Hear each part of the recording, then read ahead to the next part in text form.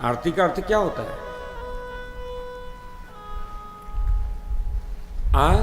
रति, रति का अर्थ होता है प्रेम। रति शब्द का अर्थ है प्रेम। प्रत्येक वो कर्म जिससे आपके जीवन में रति की वृद्धि हो, प्रेम की वृद्धि हो, आरती है।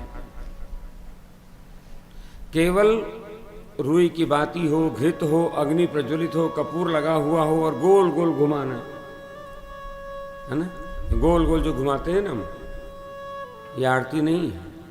ठीक है, आरती की एक विधि, प्रारूप, एक परंपरा है, किंतु उस आरती घुमाने में भी देखते हैं हम लोग प्रेम नहीं होता। जिसके हाथ में थाल आ जाता है ना आरती का, वो पकड़ करके जड़ हो जाता है, घुमाते रहता है। बगल में कोई और खड़ा है, उसको भी दे दें, इतना भी होश नहीं रहता। हमें ही फल मिल जाए, हम ही करेंगे आरती।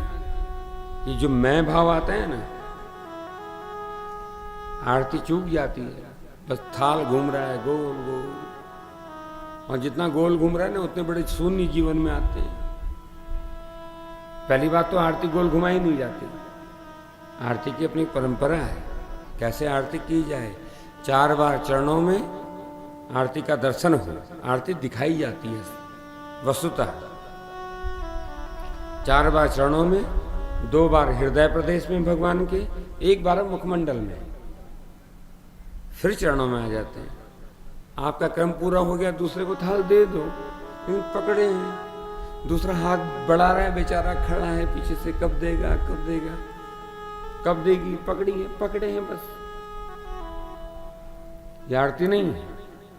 आपके कर्म में प्रेम भी साथ में जुड़ जाए।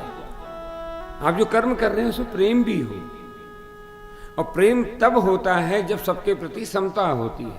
केवल मुझे ही कृष्ण मिले, नहीं नहीं नहीं, केवल मुझे ही आरती मिले, नहीं नहीं नहीं, केवल मुझे ही फल मिले, नहीं नहीं नहीं, सबको फल मिले। यशोदा के बारे में कहा ना हमने, यशोदा अपने हिस्से के फल को सब में बांटती है, सब में दे देती है, किंतु हम पकड़ लेते हैं। तो आरती गोल नहीं घुमानी है। तो रति, जिससे जीवन में रति प्रकट हो, प्रेम प्रकट हो, तो कर्म भी आरती बन जाता है। आप घर में भोजन बनाते हैं, यदि प्रेम से बनाते हैं तो भोजन बनाना भगवान की आरती हो जाता है। और भोजन बनाना आरती कब होगा? जब भोजन बनाओ तब अपने लिए नहीं, ये तो हमारे ठाकुर के लिए भोग बन रहा है, ऐसा विचार करके भोजन बनाओ तो भोजन में भक्ति प्रवेश कर जाती है। भोजन बनाना आरती हो जाती है।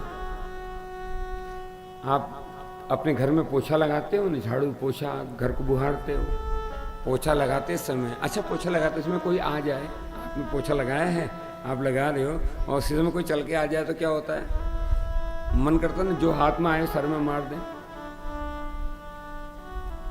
ऐसा होता है ना। लेकिन गोपियां अपने आंगन को लीपती थी गोबर से, और गोबर से आंगन लीपते लीपते मन में ये विचार प्रार्थना करती थी कि हे ठाकुर अभी आ जाओ, अभी ताजा ताजा गोबर लिपा है, अभी मैं आंगन लीप रही हूं, अभी आ जाओ। क्यों?